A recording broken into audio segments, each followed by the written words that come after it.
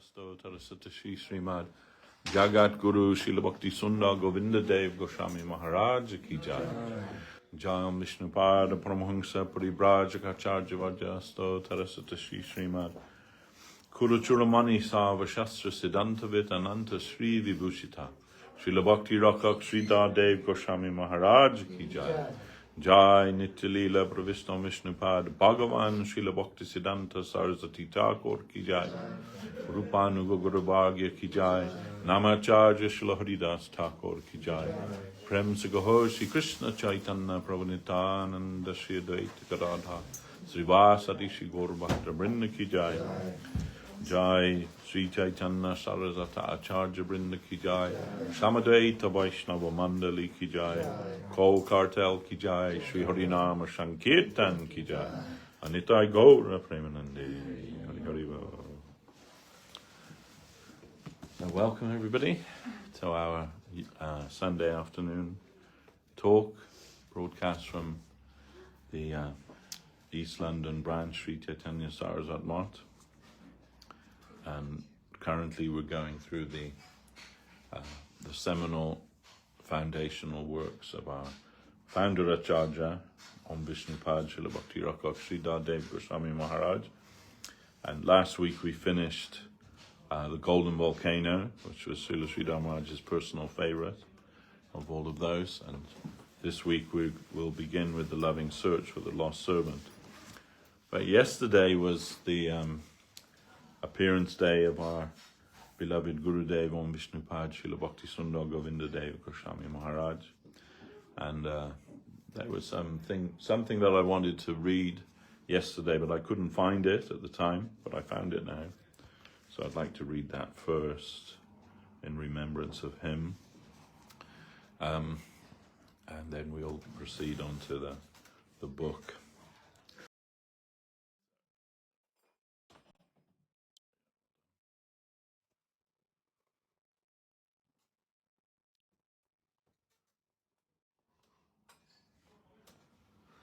How are you all? You good? Very good, yes. Nice to see you all. Okay. Nice to be here. Yeah. Finally. So this is a composition of Srila Govinda Maharaj's own composition as in praise of Srila Sridhar Maharaj, composed for his 66th Vyasa Puja celebration in 1960, back in 1960. And it gives some idea to us how Srila Govinda Maharaj was actually also very extremely talented and deep in his understanding of Sanskrit and the composition of Sanskrit shlokas and songs, etc. So this is called Shubha Abhirbhav Tite Te Dinera Arti, and it's translated as a fallen soul's sorrow. So I'll just read the Sanskrit first. It is Sanskrit, yeah. Aji tava shubha prakata bashare tava nija jananana upachare dura dura hate vetite tomare vyavakuli chuhuti ashe Herio abhaya charana kamala pulakita tanuaki chahala chahala bhava gadgada prema vivala apana dhyana bhase Kama Sundara he Prabhu udhara nahi mora kona puja upachara ye kichu va achini punkila chara tomara jogya naya shadda jwalite che jivanera bhule ashraya magitava padamule na pashari jaina toma kona kale Dao more varabhaya. Ami mahapapi adama pamara Sada ripuvase mata vibhora. Kama kroda ari te liteche gora. Marana sindhu tire. Mana maya mriga avasa amara. Bhujale bhujhena mangalatara. Chuhutte chalavahi sanskara bhara. Samana bhavana dware. Apana haraye maya chahalanaya. Labia yachi shuka dukkha helaya. Punya papera nagara dolaya. Janama morana mala. Maha anarte bhavya apana. Dure te liachi paramarta dana. Shwaga marta kori alodhana. Peyache dana jwala. Charidike jwale naraka kunda. Lehi hana shika alodi shunda. Korea vyadana vishalatunda. Kasibare chaya more. Bhuvana vyapta dahana jwadlaya. Mahatra se prana iti utijaya. Klanta haiya abara guhmaya. Mahamaya moha gore. Tava shushitala charana chayaya. Katta dina hina ashraya paya. He adama bhuli mohini mayaya. Pelieche dirga shwasa. Harinamamrita suludunyani. Katta dina hine tarila apani. Vanchita shuddha divasa jamani. E naganya dasa. Dhara dhara Prabhu apana shwabhave. Tava katakashe maya parabhave. Hey dina sharana tava vaibhave. Dekula jagata jana. I maya badana korea chedana. Tava pada pai nahi shakti hena. Tumi kripa kori katya apana. Sri charane dehashtana. Miche balamora atma samarpana. Amara balite nahi kona dana. Apana kariya patita pavana. Grahane karaha more. Tomara charane e mora minati. How Prabhu mora jivane gati. Vadiya palana seva dia niti. Shakaruna kripa dori. That is, what happened? 16 verses that Gurudev composed in praise of Srila Sridhar Maharaj on his 60th appearance day. 66th appearance day. So where can you find that one? it's actually on Prema Dharma under Rachamrita, which is a collection of compositions of Srila Govinda Maharaj. Okay, I was looking for it yesterday, but I couldn't find it, so today I have, and it's very beautiful, and that's not it. What happened?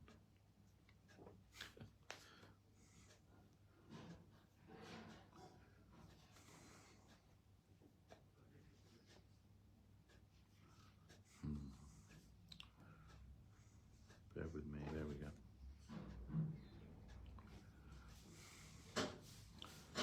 Today, on the auspicious day of your appearance, your associates with various offerings eagerly stream in from afar to meet you. Seeing your lotus feet, the abode of fearlessness, the hair on their bodies stands on end, tears pour from their eyes, their voices falter with emotion, and overwhelmed with divine love, they feel themselves to be blessed. But I have no offering, O beautiful, forgiving, liberal Master. Whatever I have is soiled and worthless. It is not fit for you. I am constantly suffering from my life of mistakes. I pray for shelter at your feet. May I never forget you. please give me this boon of fearlessness. I am a great sinner, a fallen wretch, controlled by the 6 enemies. I am bewildered and overwhelmed. Lust, anger, and my other fearsome foes drive me to the shore of the ocean of death. My mind, like an uncontrollable phantom, does not understand its own good, even when I force it to understand. Bearing the burden of its conditioning, it rushes to the door of the house of death. Lost to myself in Maya's deception, I've carelessly undergone happiness and sadness on the merry-go-round of piety and sin along the chain of birth and death. Immersing myself in total meaninglessness, I have thrown away all spiritual wealth, and bobbing between heaven and earth, I am being burned by a blazing fire. The pit of hell blazes on all sides. With flaring trunks and massive gaping mouths, its shooting flames desire to devour me. Within this blazing fire that engulfs the world, my heart runs hither and thither in terror. Eventually exhausted, I again fall asleep in Mahamaya's dark illusion. In the cooling shade of your feet, many poor and fallen souls have found shelter, but this fallen soul, blundering in Maya's illusion, has only heaved long sighs. You have brought me down the river of heaven, the nectar of the Lord's name, and personally delivered many poor and fallen souls. Day and night, only this insignificant servant remains deprived. Grab me, O Master, out of your own good nature. Your glance alone dispels Maya. O shelter of the fallen, let the people of this world see your glory. I do not have the power to cut away Maya's bondage and reach your feet. Be merciful, cut it away yourself, and give me a place at your holy feet. My talk of self-surrender is false. My words have no value. Become a savior of the fallen and rescue me. At your feet, this is my prayer. O Master, be the shelter in my life by binding me with the rope of your compassionate mercy, and always give me your protection and service. The fallen Sri Bhakti Sundar Govinda.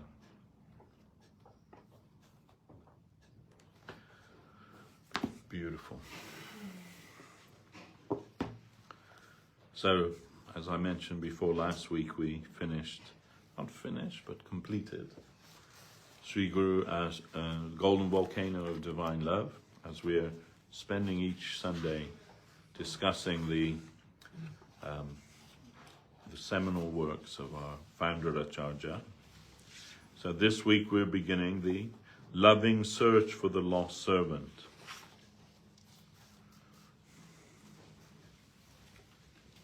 And Srila Maharaj said this is the completion of search for Sri Krishna, reality is beautiful. Guru Maharaj said that's one side, the search for Sri Krishna, from our side. But what we are searching is also searching for us. And that's the Lord's loving search for the lost servant. So with this idea, this book was compiled. We'll begin with the preface. A Christian theologian predicted that Christianity is on the verge of a Copernican revolution. Prior to Copernicus, it was believed that the Earth was at the center of the universe and that the Sun and other planets orbited the Earth. Until recently, in the Western world, it has been thought that Christianity was the central conception of divinity in the theistic universe. But as Western man has begun to gaze eastward, he has discovered a plurality of theistic conceptions orbiting the supreme truth. Accepting that plurality, we must also accept the accompanying gradations of theism superior and inferior. As the planets are situated according to their gravitational attraction for the sun, the varieties of theistic conception are situated higher or lower according to their attraction toward the absolute center.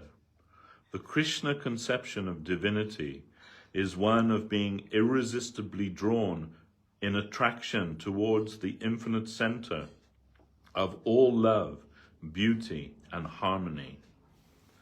The infinite can make himself known to the finite, and the divine agent through whom this function manifests is Sri Guru, or the divine guide.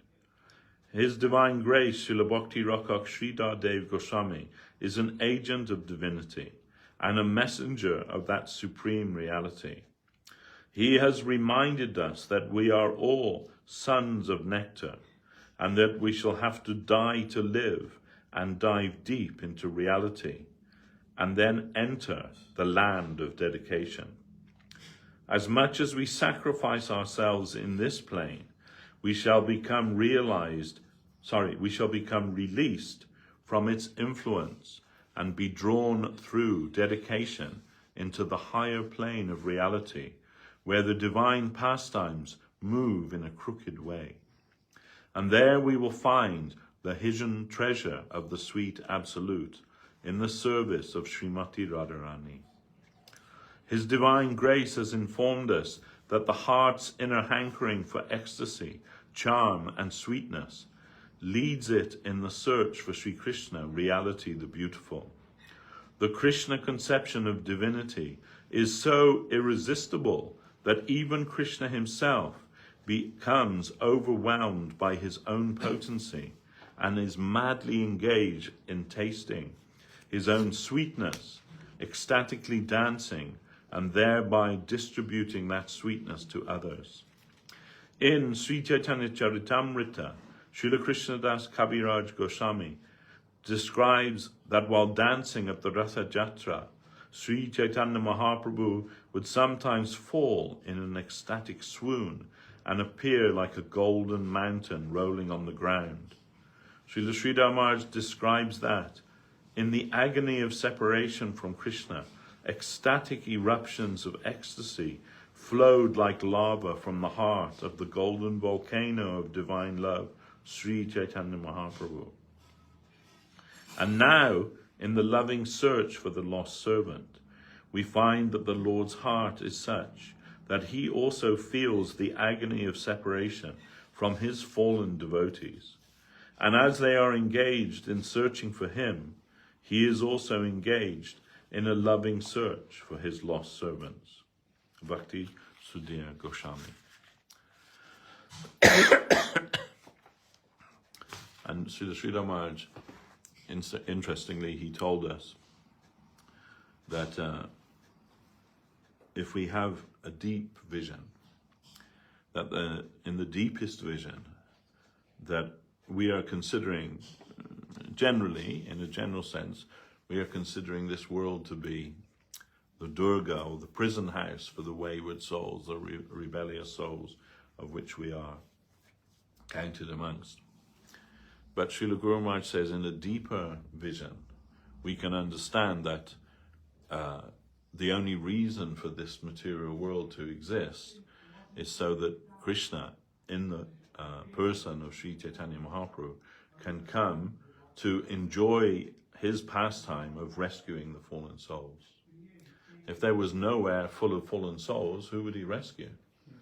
So from a very deep vision, that's the actual reason for this material world, not just for the punishment of the wayward, but rather for the Lord to come and enact his pastimes as the savior of the fallen, as Sri Chaitanya Dev.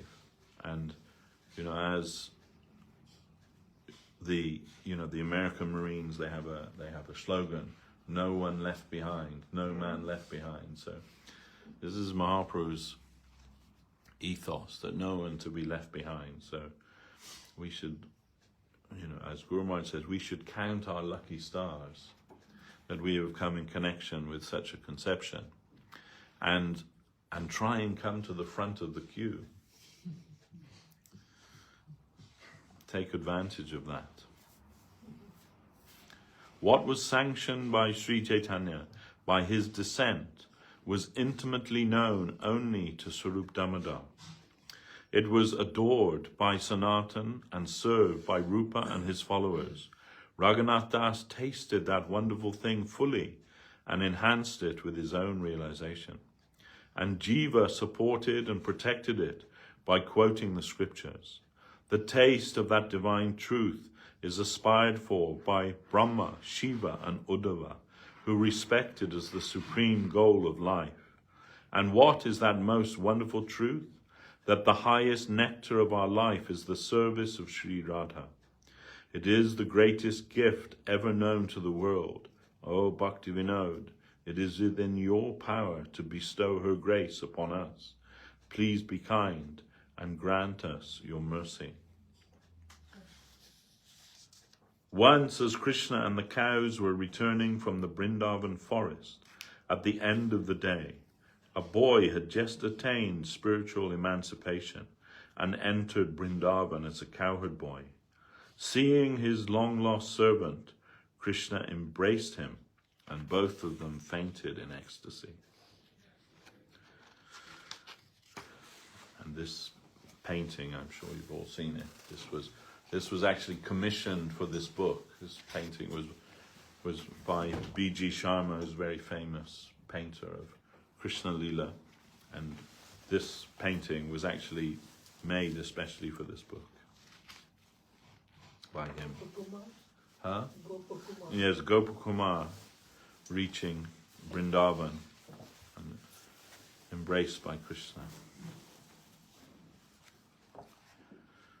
Amnaya praha tattvam harimiha paramam sarva shaktim rasabdim tan vininangshans cha jivan prakriti kavalitam tad vimuktam cha bhavat Beda Beda Prakasham Sakalam Api Hari Sadhanam Shuddha Bhaktim Sadyam Tat Pritim Evasya Upadishati Harir Gaura Chandra Bhajeton.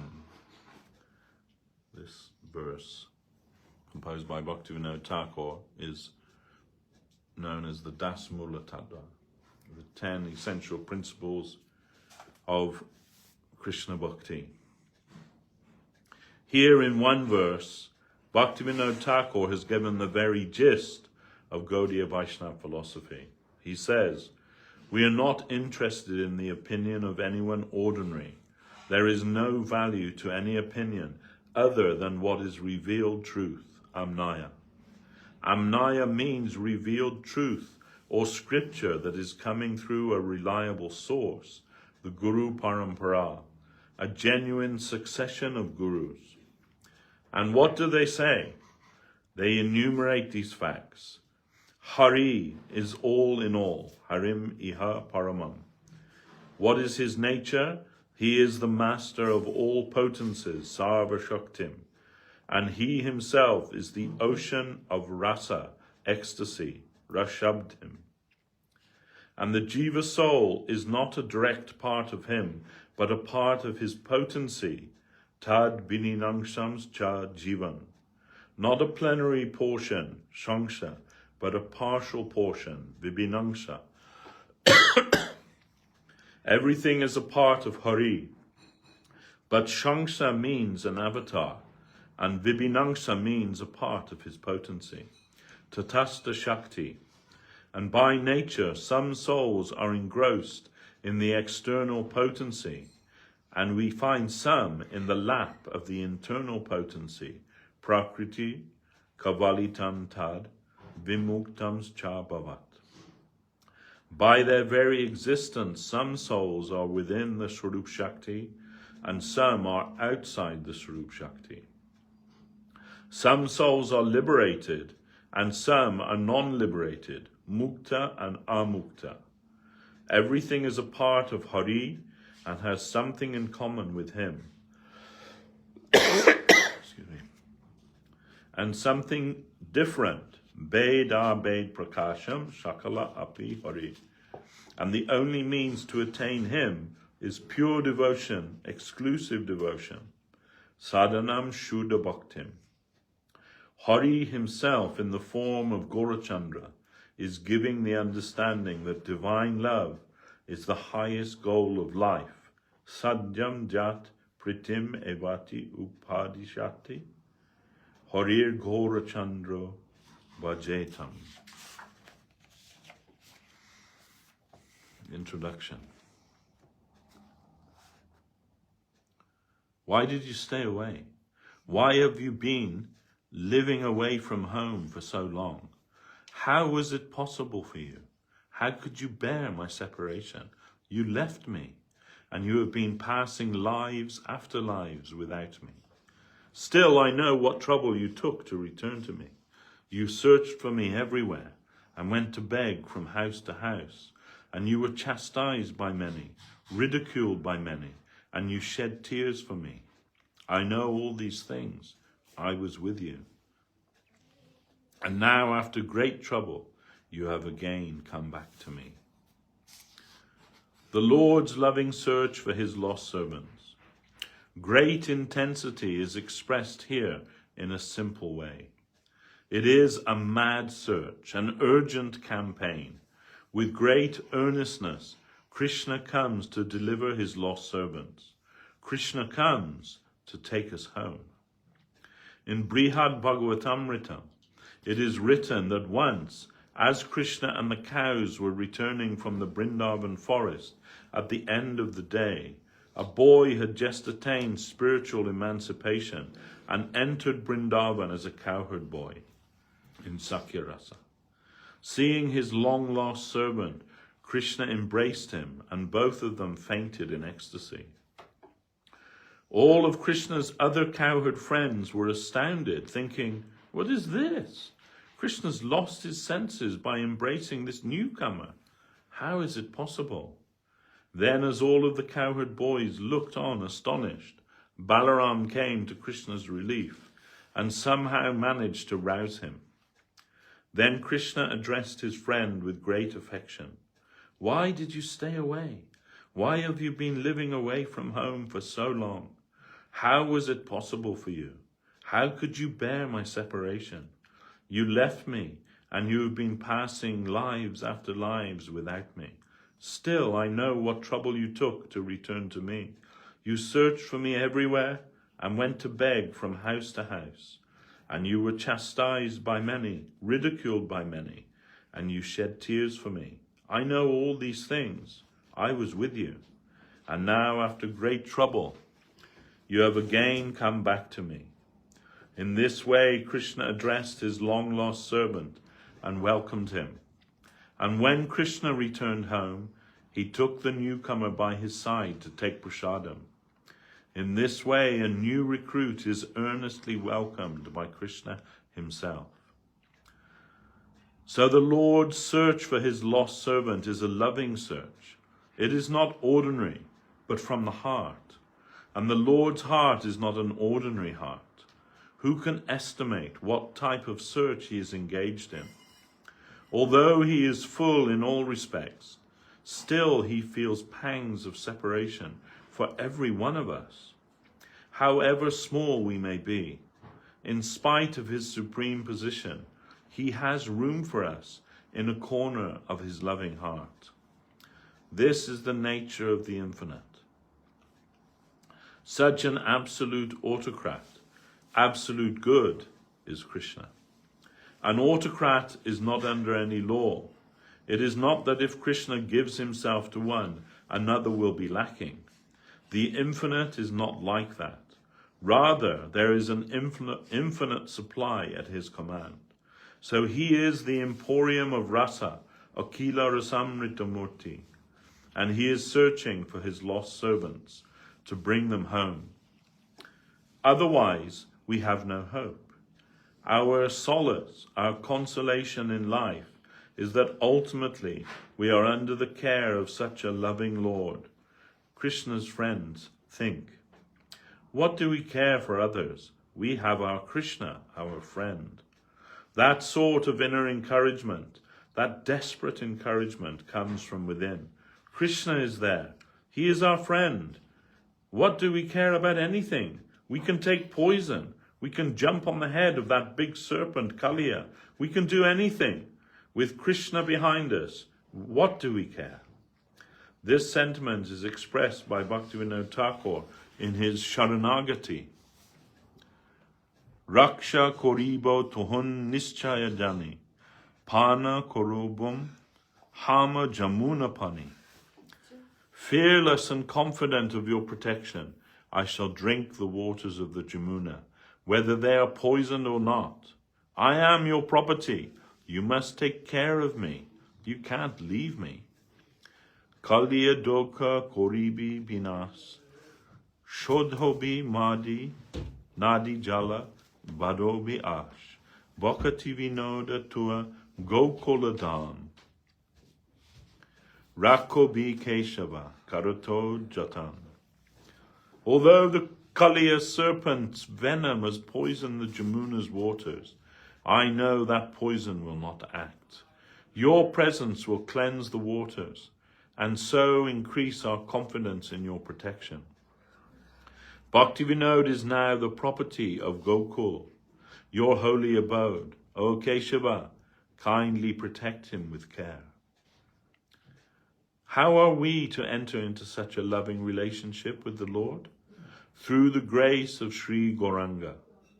One devotee has said, if Gauranga had not come, how could we live? And who would inform us about our ultimate prospect in life? We have such a great prospect, and yet without Gauranga, who would have come to inform us that we have so much wealth within? And Sri Gauranga says, you do not know, but you have such a great magnitude of wealth. His coming to inform us of our prospect is like the astrologer who reads a poor man's horoscope and tells him, why are you living a poor life? You have immense wealth buried underground. Try to receive it. You are so great, and your guardian is so loving and so high, and yet you are wandering like a poor fellow in the street. What is this? You're not helpless. It is not that you have no guardian. You have only to remember your merciful guardian. Thank you. Jai Gurudev.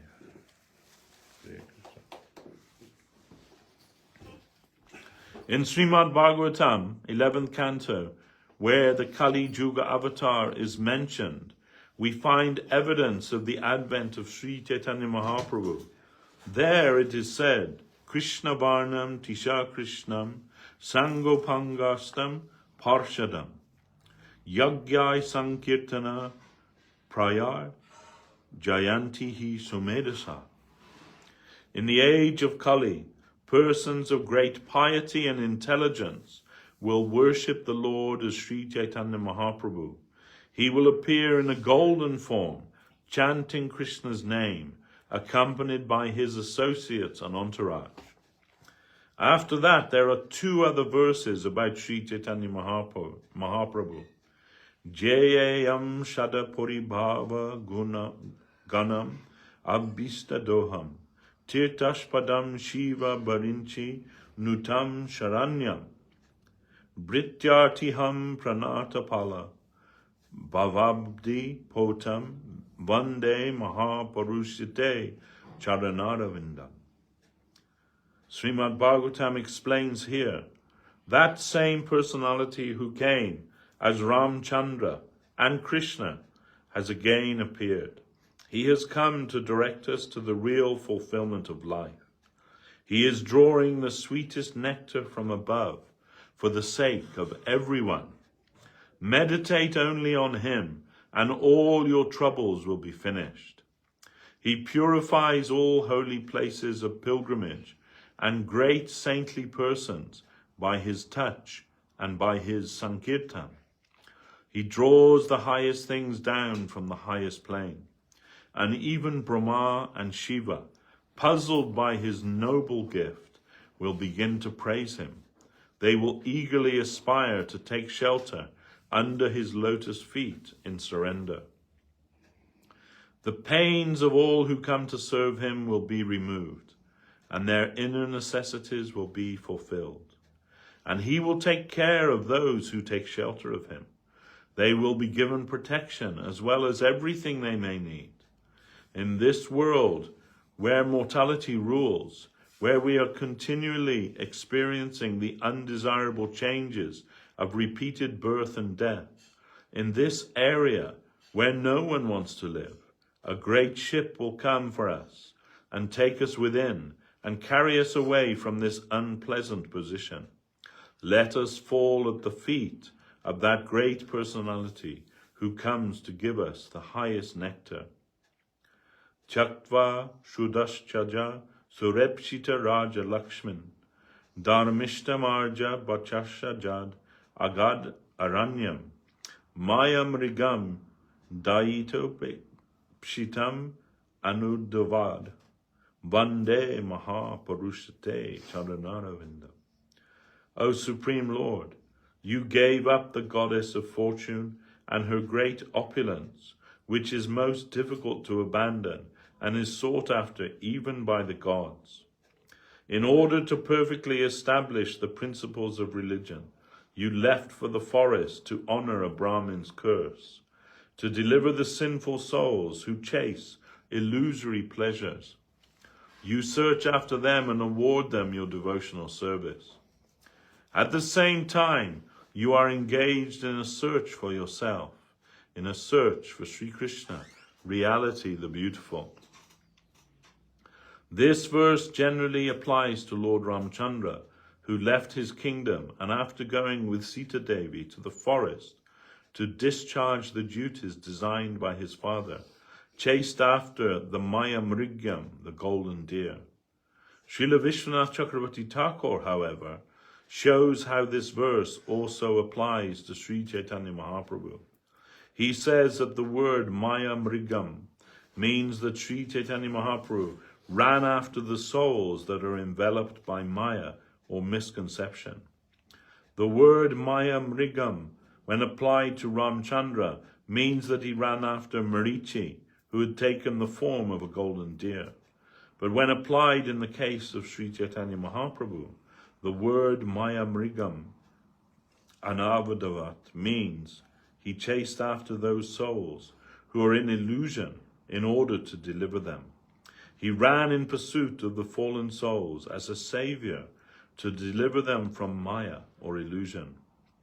Vishwanath Chakravarti Thakur has also given another interpretation. He says that Doitaya Ipshitam means it is desired by the beloved. That is the search for Krishna. In this way, he identifies two qualities in the Chaitanya avatar. He relieves the fallen souls and he searches out Krishna in the mood of his beloved.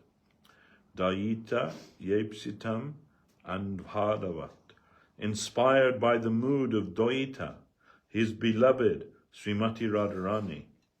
He ran after the souls in bondage to deliver them.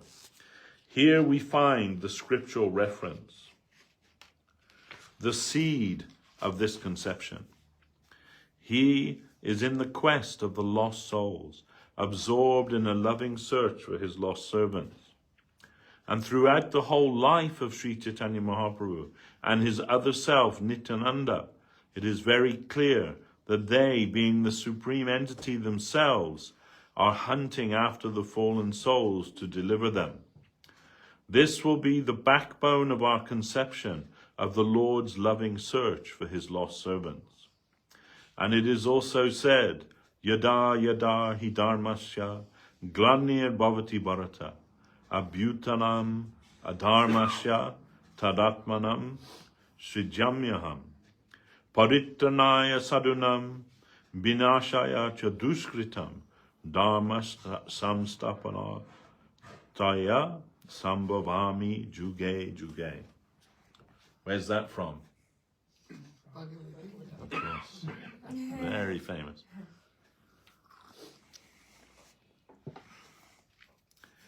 Whenever and wherever religion declines and irreligion becomes prevalent, I advent myself in order to protect the saintly and punish the wicked, as well as to re-establish religious principles. I appear millennium after millennium. Here Krishna says, I come here now and then to help re-establish the scriptural injunctions, as well as to do away with the demoniac.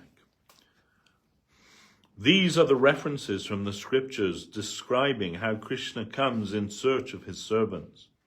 By accepting these statements as our starting point, we can see that he is always coming to this world to help the fallen souls, his own servants. And what is the position of the fallen souls? In Sri Chaitanya Charitamrita, Srila Krishnadas Kaviraj records Sri Chaitanya Mahaprabhu instructing Sanatana Goswami, Jivara Sharupahoy Krishnara Nityadas, Krishnara Tatasta Shakti Veda Ved Prakash. Krishna Boli Se Jiva Anadi Bahir Mukha, Ata Eva Mayatare Deya Sangsara Dukkha. The constitutional nature of the Jiva soul is that of an eternal servant of Krishna. The Jiva soul is a manifestation of divinity, which is one with Krishna and different from him. The Jiva souls are the marginal potency of the Lord. Though in reality they are servants of Krishna, from time immemorial they have been engaged in misconception as exploiting agents. In order to deliver his lost servants, the Lord comes now and then to take them up to his own home. In other religions, we find many messiahs coming to help us to retrace our path from worldly consciousness back to God consciousness. Yet although we see this conception in other countries and other religious traditions, in India it is found in a most profuse and systematic way. In Srimad Bhagavatam, Krishna says, Kalena nashta pralaye vanijam veda sangita mayado brahmane prokta dharmo jasyam atmaka. By the influence of time, the transcendental sound of Vedic knowledge was lost at the time of annihilation. Again, at the time of creation, it first inspired Brahma, the creator, from within his heart. And then, through Brahma, so many disciples were enlightened. They in turn enlightened their disciples, and in this way the line of revealed truth descended from me. And in Bhagavad Gita, Krishna says, Imam Vishvate Jogam Proktavam Maham Avyayam Vivashvan Manava Praha Mano Ikshva Kave Bravit Evam Parampara Praptam Imam Rajashayo Bidhu Sakaleneha Mahata Joga Nashta Parantapa. First I instructed the sun god Surya in this knowledge, and from Surya it passed to Manu, and from Manu to Igaku. So from the beginning of time, I am giving my tidings to others, transmitting the truth that I am the goal through this system of disciplic succession, generation after generation. In this way, Krishna appears again and again to reclaim his long-lost servants. And, as Sri Chaitanya Mahaprabhu, Krishna is also tasting his own sweetness. When he wants to distribute it to the devotees, the cause is his ecstatic potency, Hladini Shakti. When Krishna combines with his potency as Sri Chaitanya Mahaprabhu, he becomes the Acharya. So Krishna says, Acharjam mam vijaniyam. Know that I am the Acharya. His Acharya Leela is his self-distribution, and thereby he is taking his lost servants home. His recruitment is to distribute knowledge about himself and devotion for himself, and then to take them home. In Vrindavan, Krishna is tasting rasa within his own circle. And in Navadvip, as Sri Gauranga with his group, he is tasting himself and distributing that taste to others. His distribution and recruitment are one and the same. By distributing himself, he is drawing our hearts to him, taking us home. The self-distribution of the Absolute is meant to draw us back home, back to Godhead. And in this way, the Lord is eternally engaged in his loving search for his lost servants.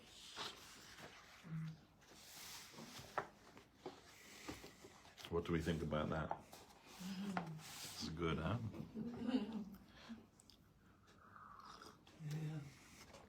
Super good. Anyone have a question or anything about what we just heard? Jaya Nidhi Prabhu. Come in, come in. Don't loiter at the door.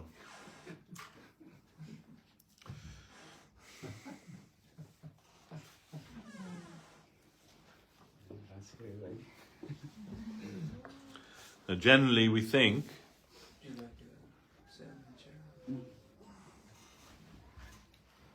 Dayanidhi Prabhu is older than everyone here, apart from Ram, I think. And he's fitter than everyone here also. If you go on Sankirtan with him, you're thinking, when's it going to end? And he's like, it's just begun.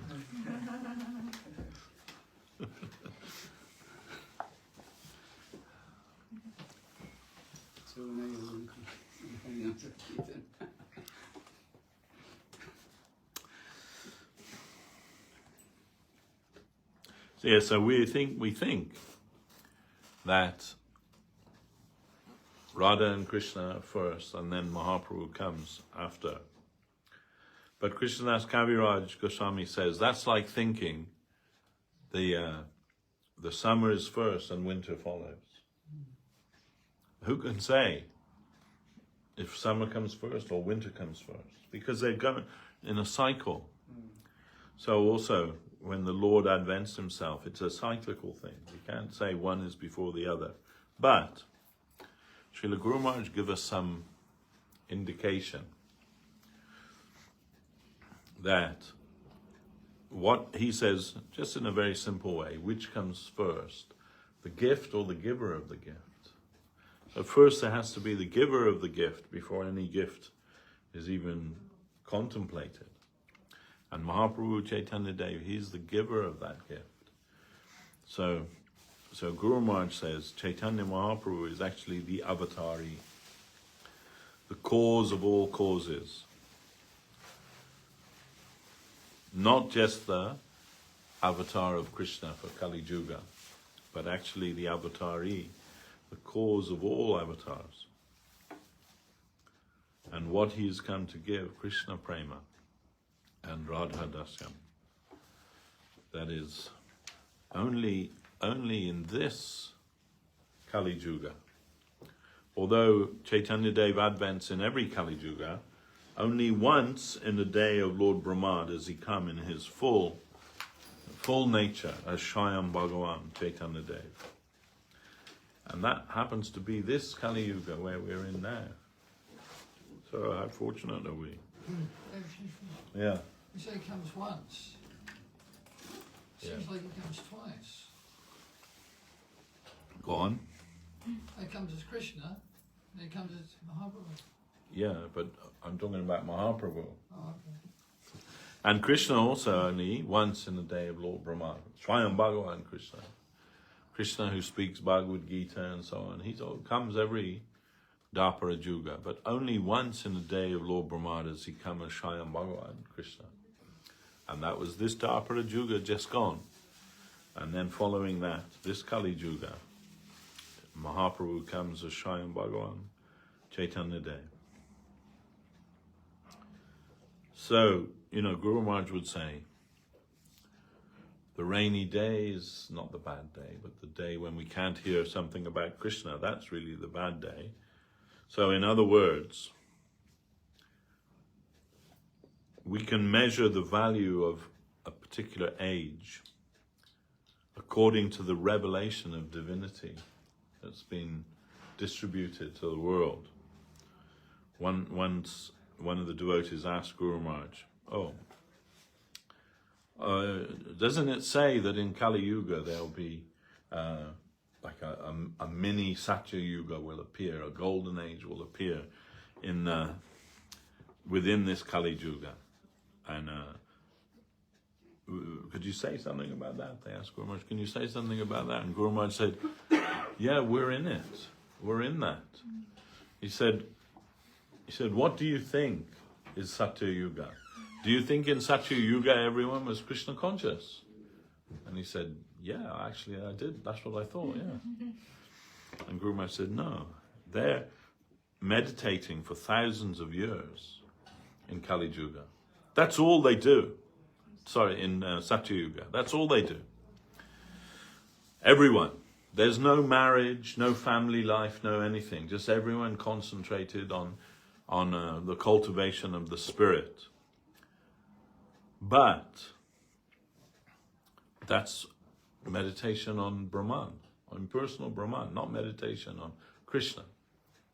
Maybe a few, but in general, everyone meditating on Brahman.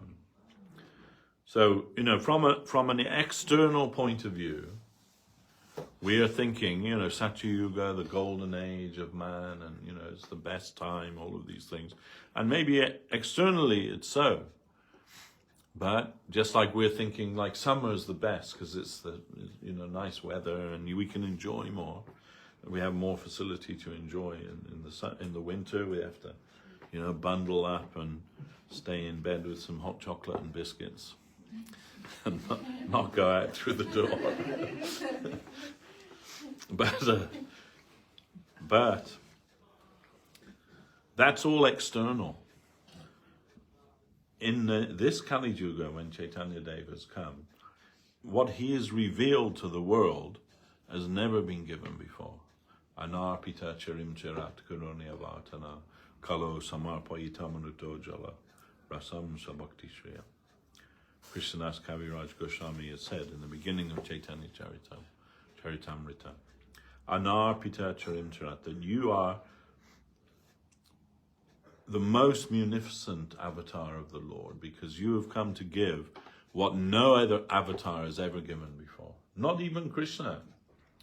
Even Krishna didn't distribute that, what it says in that verse, the Ujjala Rasa, the original Madhura Rasa. He showed that, but as Guru Maharaj said here, within his group, in a closed group. And hidden, it's hidden. You'll find it in Srimad Bhagavatam, you'll find it in Haribangsa and other places. But in general, you won't find any mention of that. It's a hidden thing. But Mahaprabhu with the advent of Mahaprabhu, Chaitanya Dev, he's come to distribute that to everybody. Otherwise, how is it possible that we're all sitting here discussing that? It's unthinkable. How would we know such a thing? Guru Maharaj saying that there. If Chaitanya had not appeared, how would we live? Who would come to tell us what our prospect is? We're not just here to suffer. Sometimes we think like that. Oh, life's just suffering, isn't it? Just one thing after another, after another, after another. And it's all based on fear. We are always impelled by fear, whatever we do, based on fear, and more or less. Fear of punishment, fear of doing something wrong, fear of some kind of censure or reprimand. So people say he was a God-fearing man. And I think, that's like, to his credit, he was a God-fearing man. But fear of God Maybe fear of God is the religion of the masses, but the religion of the saints is love of God, not fear of God.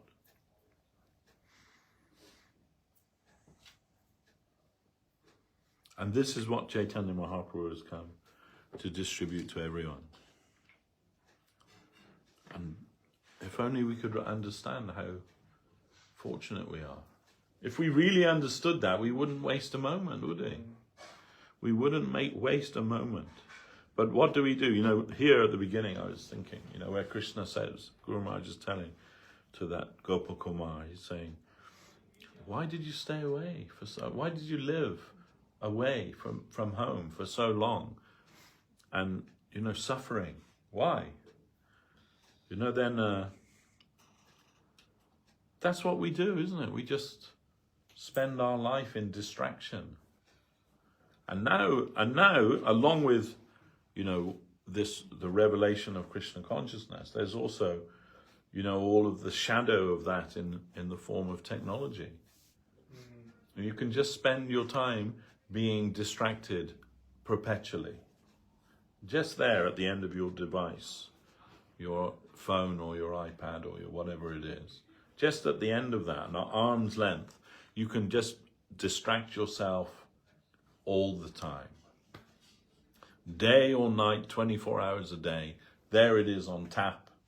No reason to be bored, no reason to even think about Krishna. You can just think about all that nonsense. There's loads of it, and it's like a labyrinth. You go in, you're looking at something, and then you see something else and something else and something. You can be there on there forever and never come back into the real world. They saw there was a report of a young man in Germany. And he's like so involved, and you get so absorbed, especially in these computer games, these immersive computer games. So involved with that he wouldn't even stop to eat, and he locks his door, right, so his mother and father can't get in, and they leave like a tray of food outside his door, and maybe sometimes he's eating it, and maybe sometimes he's like, depending on how much he's into the game there, absorbed in the game. And they became so worried for him that they thought there's only one thing we can do, and we have to shut off his connection to the internet. And they did that, and the boy's crying.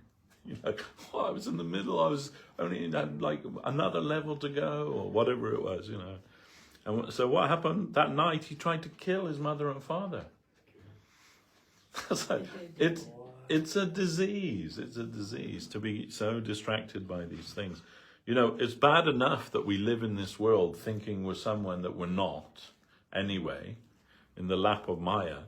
And then you can even go like another stage further and absorb yourself in some virtual world. It's hugely time consuming. I have a question. Yes. How do people live at the other Kali Yugas when Mahaprabhu doesn't come?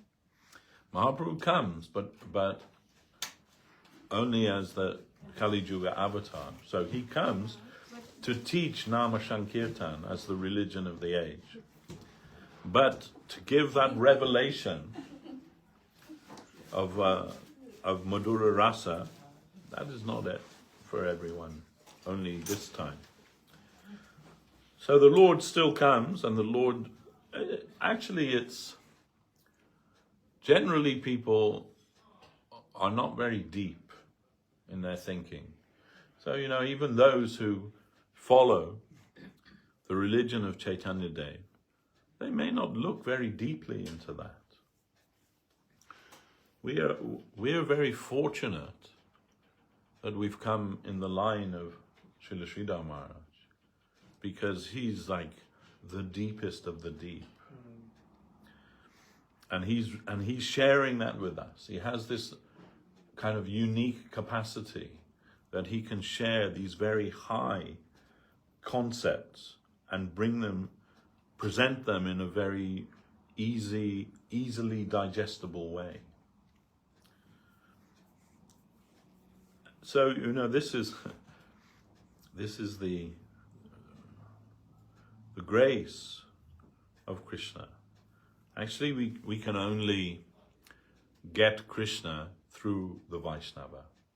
There's no other way. It doesn't matter how many books you read. It doesn't matter, you know, how much sadhana you do. Nothing. The only thing is by the grace of a Vaishnava you can get Krishna. Because Krishna is the property of the sadhus, of the Vaishnavas. They own Krishna. Krishna himself admits that. Yes, I'm equal to everyone, but I am partial to my devotees. And whatever they want, I must fulfill that. It's a kind of a symbiosis, mystical symbiosis, that we can't approach Krishna directly because we're eternally distracted souls, you know. And can you imagine, you know, like if we just suddenly showed up in Vrindavan, real Vrindavan with Krishna, what a disturbance we would be. What, isn't it? Because there's like, we want a million things that are not Krishna. And you know, there he is, the person who can provide us with that. We'd be just on his case all the time, wouldn't we? Hey, Krishna, can you give me this? You know, my bed's a bit hard, could you give me that? You know? But it doesn't work like that. It's the other way around, right? It's the other way around. You know, my next door neighbors, they're Jehovah's Witnesses. They're a lovely couple, actually. They're family. I like them very much. But, oh, careful. But you know, they have this that magazine called The Watchtower that they distribute. And often on the front cover of that, they show some like paradise painting of like a paradise scene, and mum and dad are there, and the children are there, and maybe even the dog is there, and everyone's happy, and they're like, this is what your prospect is if you follow our religion. You can have, God will give you all of these things, but you have to think, isn't someone missing out of this picture here? The person who's supplying that, he's not there. Maybe he's up in the sky behind the cloud or something, dispensing all of that. But where is he? There, and this is mainly the idea of all religion, is that, you know, if you're pious and religious and all of these things, you can go to heaven and enjoy eternally as your reward, right? And all God is just the supplier of that. But in the Krishna conception, he's the enjoyer. He's in the center of everything. And we're all there to provide his enjoyment for him. And some people think, oh, I don't know if I'm up for that. Like, what about me, you know? What do I get out of this? So, that's why we're here, yeah. So that's, in fact, that's the truth, really. Krishna says, okay, so, you know, have a go. Have a go at trying to enjoy without me. See how it works out for you, you know. He could just snuff us out if he wanted to. He has that power to do that, creates us. Then he could just say, right, everyone that's on board, off we go to Vrindavan. And everyone that wants to do their own thing, you're all snuffed out. No more. Don't need you anymore. But he does need us. Because he's Rasaraj. Akila Rasamrita Murti. That means he's the reservoir of the enjoyment of all kinds of rasa. And one of those rasas is the Lord's loving search for his lost servants. So simultaneously as being given that facility to try and enjoy separately from him, he also has another reason for putting us here, so that he can rescue us. Thank goodness for that. Let's thank our lucky stars that we have that kind of fortune. And not just us. You know, it's not just like the faithful few sitting in, 466 Green Street and everybody. It's for everyone. It's just some people have kind of woken up to that a bit earlier than others. And we pray that maybe that's us. Maybe we have woken up to our prospect a little earlier, and that we, might get, like, what do they say, the early bird discount.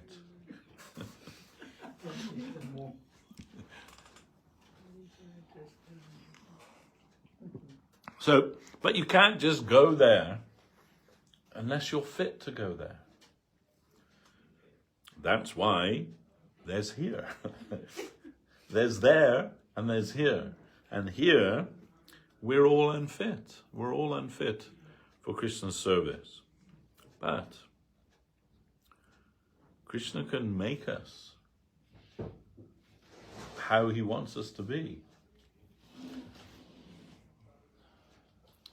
Once I said that to Srila Govinda Maharaj. It's a bit naughty of me, I should just say it actually, but once I was pleading with him when he was here, please put someone else in charge, I said.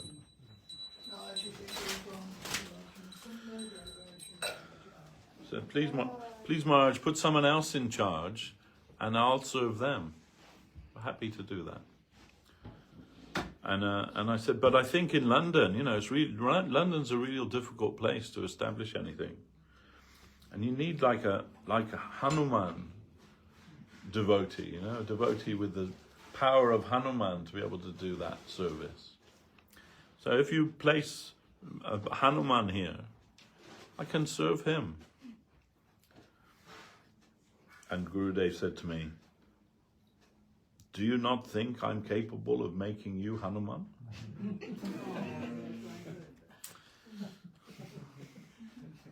And what could I say to that? I'm still waiting, that's all I can say.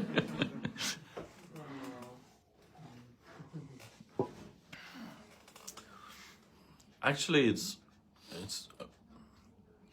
about our desire, what we actually desire. I mean, then, if we strip away everything down to the bare bones, what is it that we actually desire? Maybe we just desire to be distracted all the time. Maybe that's what we want. And then Krishna gives us that. Here you are then. Be distracted. And that's really unfortunate for us. Because, it's like Srila Sridhar Maharaj says, when there's a beautiful flower garden on one side, but you're just concentrating on the garbage pile on the other side, like trying to find something in there to enjoy with. You see that in India, many places in India. There's so much garbage in India, isn't it? Everywhere. I stayed with my old friend.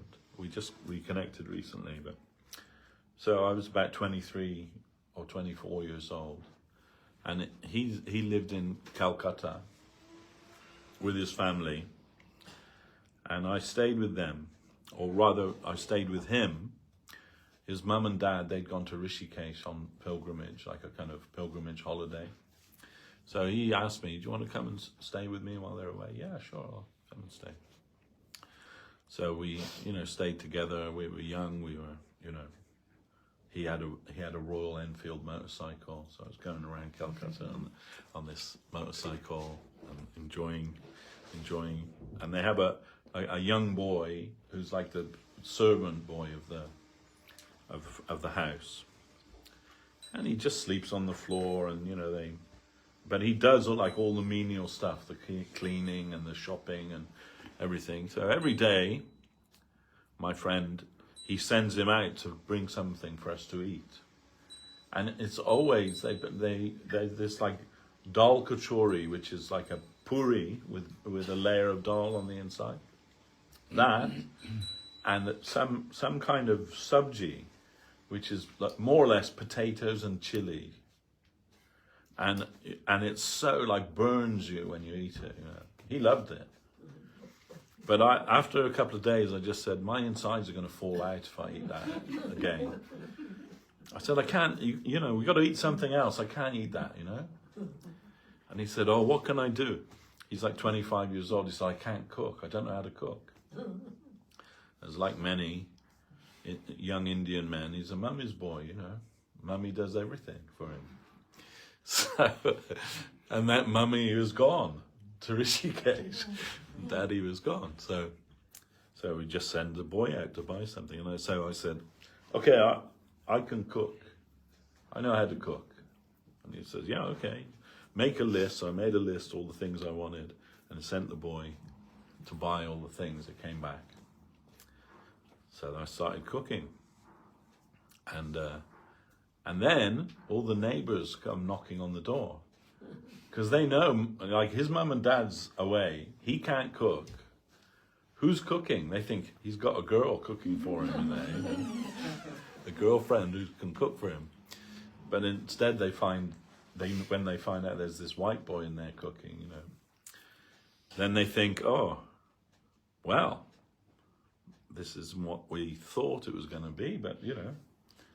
And they just sat down, like one neighbor after another, until there was about like maybe 10 people there, and they just sat down waiting to be fed. Like, what's he going to cook? Is it going to be any good? So anyway, and I cooked something, and they were happy, but and he was happy, and I was happy, and but anyway, afterwards I got all these like leftovers, and you know, and so I said, where's the rubbish bin? I said, the what? And, you know, I said, okay, maybe it's like he doesn't understand that word. So rubbish, garbage, waste disposal, this, and it just didn't compute with him, the question, you know. And then I said, okay, and then I picked it all up. I said, what do I do with this? He said, I'll just chuck it out the window. So he lives in another place now. Now he's rich, actually. But he lives, at that time, he lived near Newmarket in Calcutta, in an apartment block, which like all shops underneath and then some apartments above. And then on the other side, there's another block of apartments.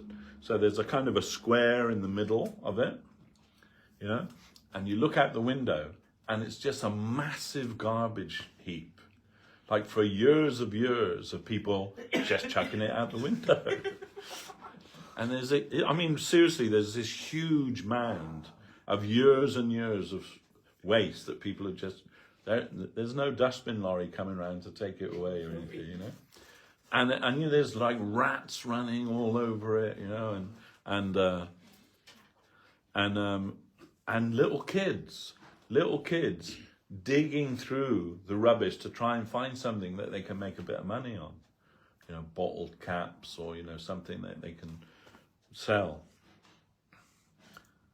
And it just occurred to me then when I was doing that, I was thinking, oh, that's like our lives, isn't it? You know, we're just exploring these trash heaps, trying to find something that we can enjoy with.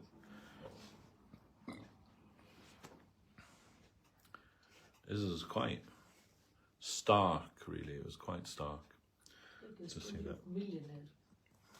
Oh, some dog millionaire, yeah.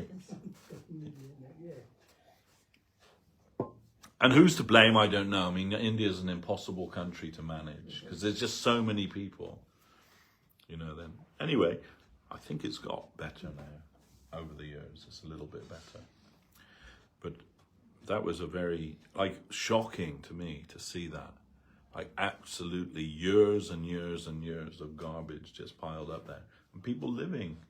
I mean, it was quite a nice apartment. It wasn't like a cheap apartment. It was quite, you know, swanky for that area, but garbage everywhere.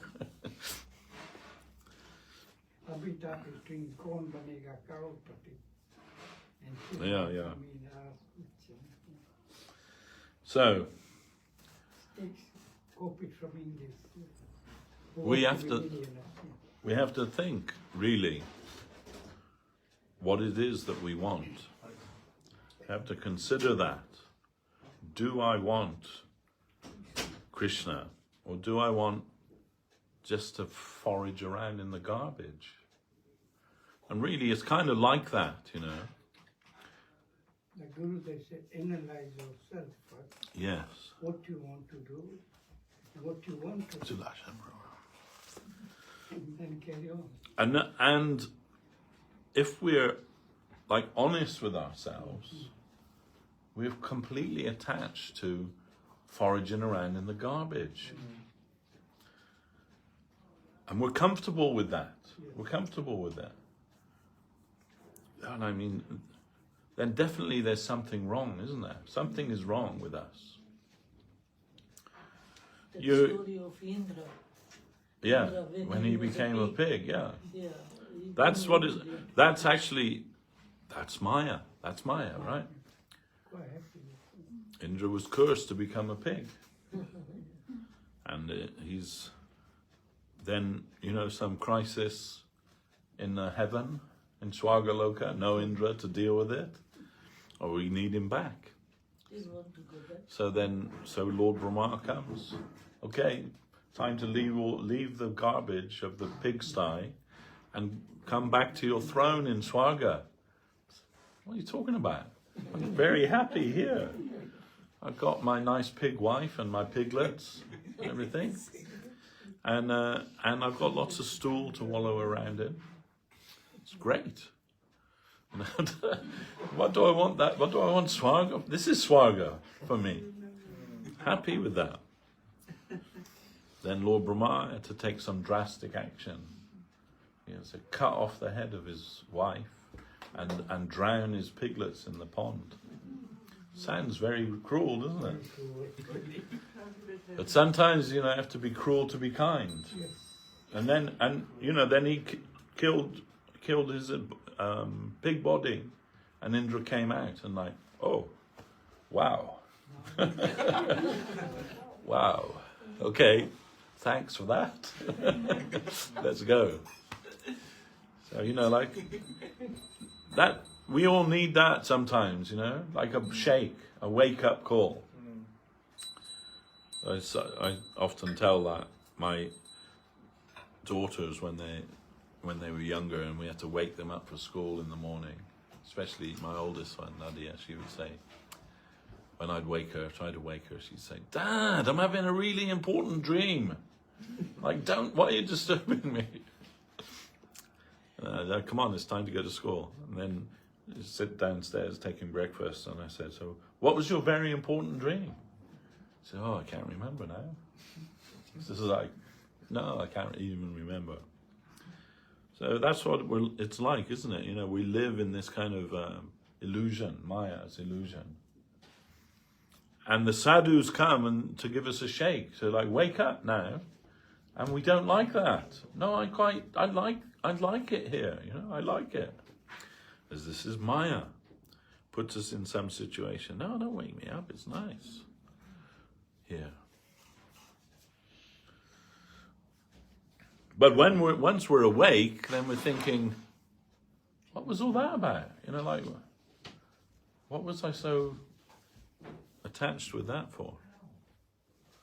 When we were kids, they used to tell a parable at school about the dog sitting on the thistle. Do you know that?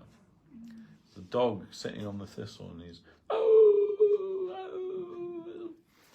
and someone's like, "What's wrong?" And he said, "It's this thistle. It's going up my bum. It really hurts." And they say, well, just move off the thistle. And that's too much effort, you know. Too much effort. Like, I'll just sit here.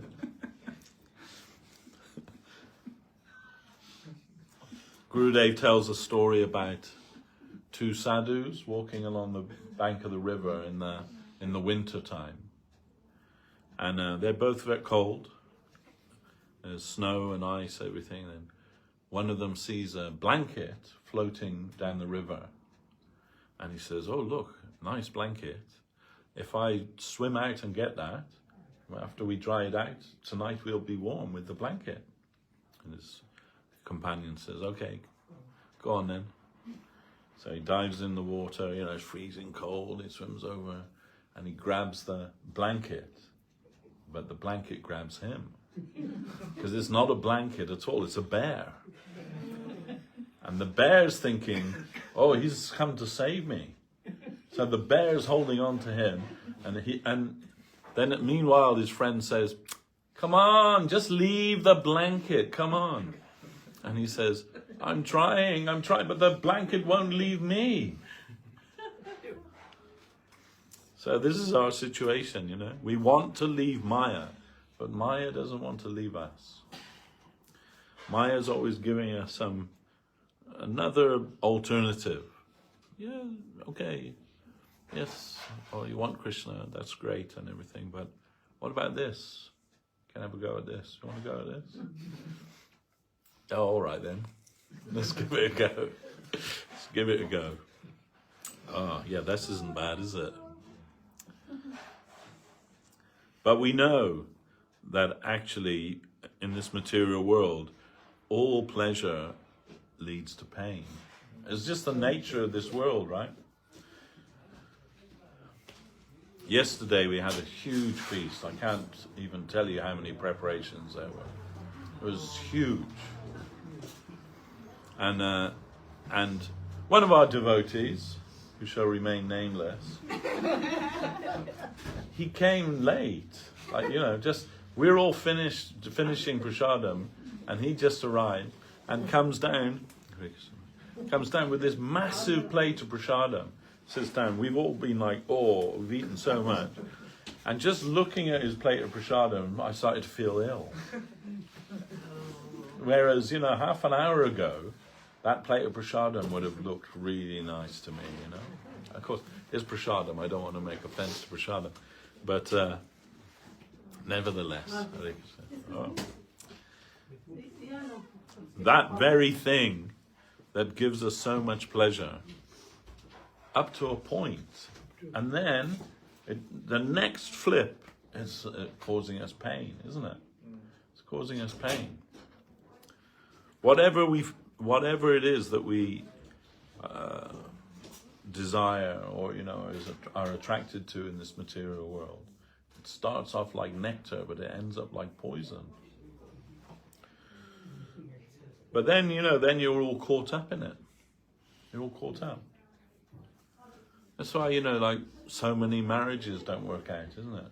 Because you're thinking, oh, I found the love of my life now and everything's going to be great. And then you realize, oh, he always leaves the toilet seat up. Never puts the cap back on the toothpaste. And why does he make that noise when he's eating? And, you know, and this perfect person that you thought it was, now he's like really getting on your nerves. You know, and you don't want to spend another moment with them anymore. You know, like, oh, but now it's too late. I've made a commitment. We got like half a dozen kids, and like, we just have to. So many. When I used to work, so many people would tell me, "Yeah, we'll just stay together for the kids. We're not like don't even like each other anymore. You know, go on separate holidays. We do, but for the kids, we stay for the kids. You know, oh, that's so sad, isn't it? Everything in this material world is like that. And even if you're lucky that you find, you know, your soulmate and you have the most blissful relationship, sooner or later, death comes to one of you. And that causes terrible pain in the heart. There's nothing in this world that can give you real fulfillment. And so it's a fallacy to think, you know, oh yeah, someone out there is my soulmate is out there. It's not untrue, but it's not what you think. Your soulmate, he stands on the banks of Keshigat and plays a flute. That's your soulmate. Your only soulmate, actually. Srila Guru Maharaj told that. One of our god sisters, her husband committed suicide, and she was going to also commit suicide after he died. He was a troubled soul. I used to go to school with him. We came from the same town. super intelligent man, but always kind of agonized about life. Even Krishna consciousness, afterwards I found his books, and he's like with like questions written in the margins. One who chants the holy name of Krishna even once, it's more than you know. There are not enough sins in the world that can, you know, that can't be done away with by just once chanting the name of Krishna. He's written all these notes like, what does that mean? Like once, what kind of name of Krishna? And, you know, like completely agonizing over these things. How can it be true? And, you know, anyway, he committed suicide, and his wife, she told me she was also afterwards going to commit suicide. I said, no, don't do that. Come and meet Guru Maharaj. And she came with me. I took her to India to meet Sridhar Maharaj. She became Guru Maharaj's disciple and didn't commit suicide. But what happened, right, when we're in Navadvip? So in Navadvip, there's a lot of tantra in Navadvip. And one of the ladies at the mott, she knew tantra, one of the Indian ladies. And she told our god sister, I can tell you how to summon your dead husband. You can bring him here. And she showed her some method, and every night she's going down to the Ganga and doing some procedure and summoning her husband there. And, you know, something kind of going on there. Then one morning we're sitting with Guru Maharaj, and you know, there's all these big sadhu sannyasis sitting around Guru Maharaj and asking him all these like high Siddhanta questions, everything. And then he says, where's that girl? And, you know, told her name. Where is she? She's at the back. I'm here. Says, come here. And he made her come and sit right by his side. And she said, and Guru Maharaj said, oh, you're calling your husband, isn't it? And she's like amazed, like, oh, yes, I am. And she said, then Guru Maharaj said, yes, I can see him. He's there. I see him. And she's like tears coming from her eyes. Yes, you know, this lady showed me how to do this. Then Guru Maharaj says, this is very bad. You have to let him go now. And then more tears and everything. And then Guru Maharaj said to her, Krishna wants you alone. He doesn't want to share you with anybody else. And then more tears. But that's the fact, right? That's the fact. Krishna's not going to share you with another party. He wants you alone. And everything else is just, Guru Maharaj said, marriage is legal dacoity. This is a theft. As Saraswat Thakur wrote in one song, all wealth is the property of Narayan, and all women are the property of Krishna, and all name and fame, pratishtha, that is the property of Guru Vaishnava. Then, after reading that, one gentleman asked Saraswat Thakur, you said there that all women are the property of Krishna. Then what about us? We're men. What is our position? He asked Saraswat Thakur. And Saraswat Thakur's reply was, it is very clear you have no position. Only Krishna has position. Krishna is the only enjoyer. And even marriage is legalized dacoity. It's theft. It is for the peace of society, marriage is arranged.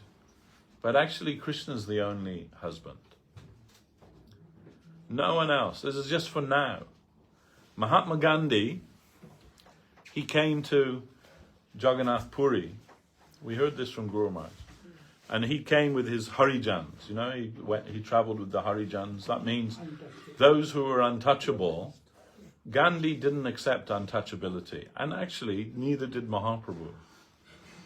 And that's some of the smarters, they consider that Mahaprabhu ruined society, because before Mahaprabhu, the different castes, they didn't mix.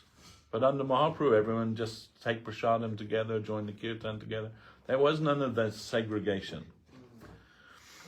But in India, in the time of Mahatma Gandhi, still there were those, certain section, who were untouchable because of their profession or whatever it was.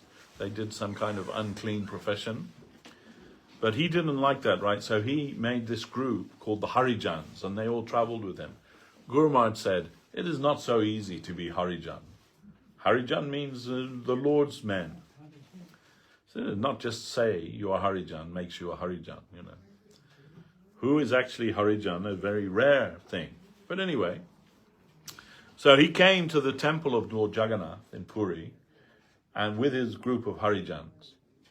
And as he came to go through the door, the pandas stopped him and said, Bapuji, you can come in, but they cannot come in. They know, right? They're untouchables. And they're not allowed in the temple. Like we're also not allowed in that temple, Western people. And the certain section of Indian people are also not allowed to go in there. And this was the case with those Harijans. Then you can come, Mahatmaji, you can come, but they cannot come. Then he said, if they will not enter, I also will not enter. And so he went away without having darshan of Jagannath. They were staying in some place in Puri. And in the night time, Gandhi's wife, in sneaky, she sneaked into the temple to take darshan of Lord Jagannath. And then when she came back, he's there. He understands. Gandhi understands. Oh, where have you been? Oh, I just went for a walk. And you went to the temple of Jagannath, didn't you, to take darshan? Yes, I did. And he said, and I am your husband, and I am not taking darshan, but you are. What is this? This is not acceptable. He's chastising her. You should follow your husband like this, Then Guru Maharaj said, but we support her, because his jurisdiction is just this life. And her relationship with Krishna, that is forever.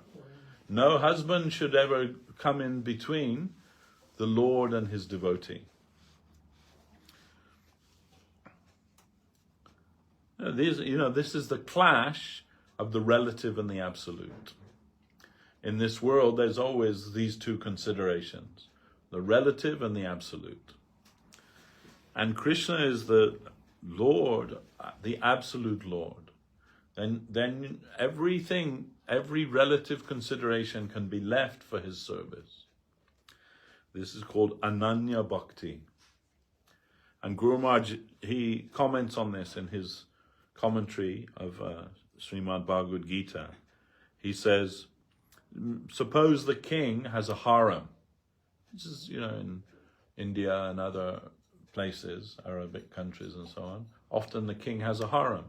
He has his queen or maybe a few queens, but he has a harem also, which means the concubines.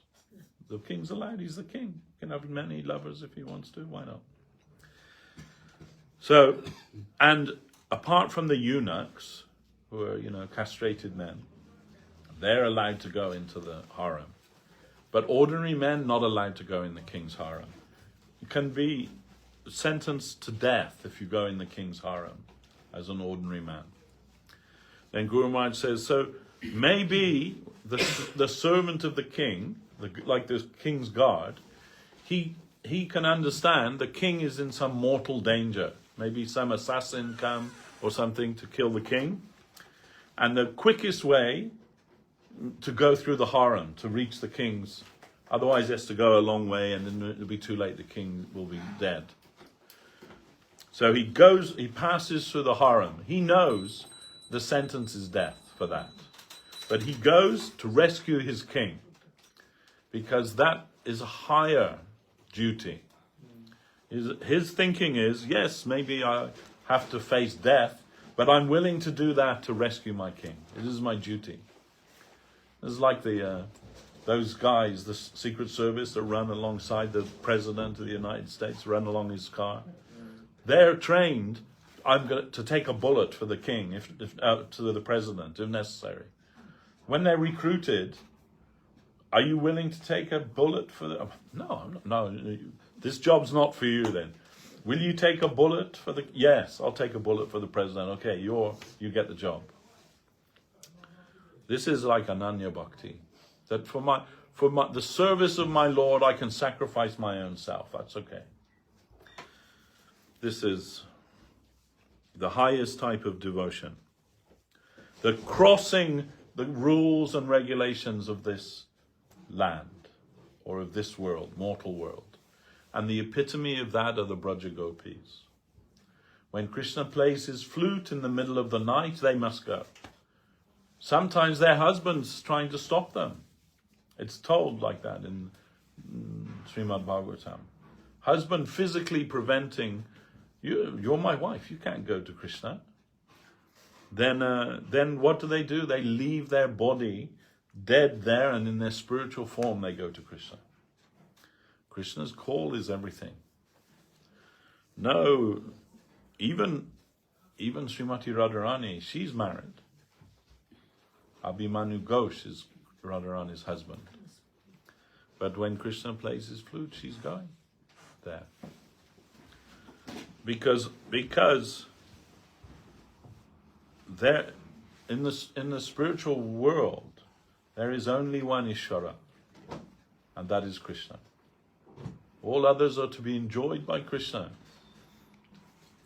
And the fact that's called Parakiya Bhava, when the wife of another leaves him to go to Krishna. In this world, that's considered the worst thing, adultery, a very low class thing. But in the spiritual world, it's the highest thing. Parakiya is the highest service of Lord Krishna. In fact, Jiva Goswami says in his commentary of Brahma Samhita that this is one difference between Gokula and Goloka. In Gokula, some arrangement has been made by Jogamaya that the cowherd girls, they're married. But in Goloka, they just have that feeling that they're married. But there's no other husband there. Only Krishna. But they feel they're doing something wrong to go to Krishna, because that heightens Krishna's enjoyment. Krishna likes to take that which belongs to others. That's why he's always stealing the cowherd lady's butter and yogurt and feeding it to the monkeys. He likes that. Stolen things.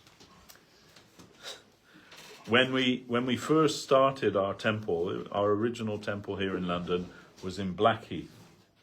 Dainidhi Prabhu was there, Dwarkesh Prabhu was there. And we were very poor then. We had no money at all. We used to make like a big pot of khichdi, and like big pot of khichdi on the Monday, and eat it every day till it was gone. And then another pot, isn't it? And then one of the devotees came that could make bread, and he used to make bread. So that was what we lived on, bread and khichdi every day. And not new khichdi, the one that we had yesterday, heated up. We were so poor. Then any festival came, we can't afford to buy any flowers. So then... This lady was there as well? Not that time, no. But so what then? It was in Greenwich, Blackheath. So we go to Greenwich Park and steal flowers. And here's our number one flower thief that would go there. Usually we'd climb over the wall after the park was closed, locked. Climb over the wall, but they have police in there. There's a police station. It's a royal park, a police station there. So sometimes the devotees would get caught. But anyway, the news came to Guru Maharaj that we are stealing flowers from the park to offer to Krishna. And Guru Maharaj's remark was, oh, such high standard of service, you have to be careful that now Shama Sundar may not like to accept bought flowers. He may only want stolen flowers, because he likes that more, stolen flowers. So you have to be... Guru Maharaj was actually chastising us for stealing, but he's saying, maybe Shama Sundar won't want flowers that you buy from the shop anymore, only stolen flowers. Because that's his nature, he likes stolen things more. Anyway, these are some of our early antics. You can ask Dayanidhi Prabhu, he'll tell you some tales of his being arrested for stealing flowers. Anyhow, all right, so unless anyone has a question, we'll stop our talk for today. And we can do arati and then take prasadam. Yes. You said Chaitanya Mahaprabhu comes in a Kali Yuga. Every time in a Kali Yuga? Yes. Every Kali Yuga he appears, but only a partial avatar, except for one day of Lord Brahma. No Drapa Yuga, no any No, other no. Yugas. Only Kali Yuga. Only Mahaprabhu only comes in Kali Yuga. He's the Kali Yuga avatar. But in this Kali Yuga, special Kali Yuga, he comes as Swayam Bhagavan, Chaitanya Dev, and not just to distribute the holy name, but to taste the ecstasy of Vipralamba and to distribute that. Parakiya Bhava.